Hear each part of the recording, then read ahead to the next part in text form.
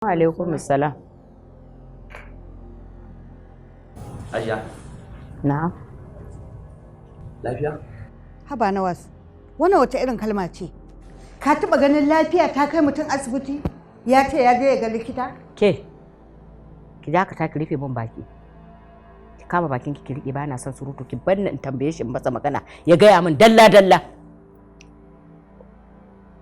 Wai kai baka fahimci abin da ake ciki ba ne? Haka abin yake dama? Dama ba a je aka gwajin nan aka tabbatar da abin da yake faruwa ba sai da komai ya riga ya zo ƙarshe? Iya?